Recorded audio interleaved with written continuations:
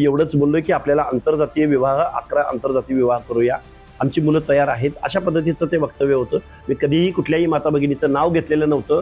मी त्यांना एवढंच सांगायचं होतं की 100 वर्षापूर्वी ज्या राजर्षी शाहू महाराजांनी 100 आंतरजातीय विवाह घडवून आणले, त्यामधले पहिले 25 विवाह हे मराठा धनगर घडवून आणलेले आहेत.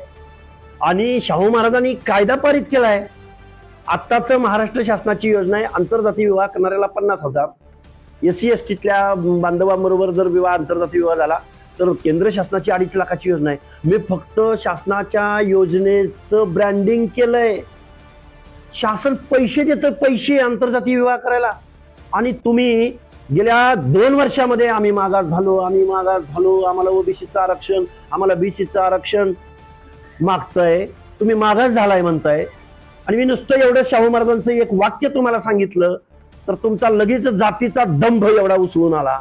जात वर्चस्वाची भावना, क्षत्रियत्वाची भावना बघून घेऊ, तुडवून काढू, ठुकून काढू, 11 जणांची टीम बनवू. अरे आम्ही काय तुम्हाला काय कुठलं काय अरबस्तान पाकिस्तान मधनं आलेले वाटलो काय? गावागावात आम्ही आहोत. तुम्ही रस्त्यावर उतरत असाल तर काय आम्ही रस्त्यावर उतरणार नाही का? त्यामुळे असल्या धमक्या बिमक्या पोकळ धमक्या कुणाला द्यायचे त्याला द्या. आमच्या नादाला तुम्ही लागण्याच्या भानगडीत पडू नका.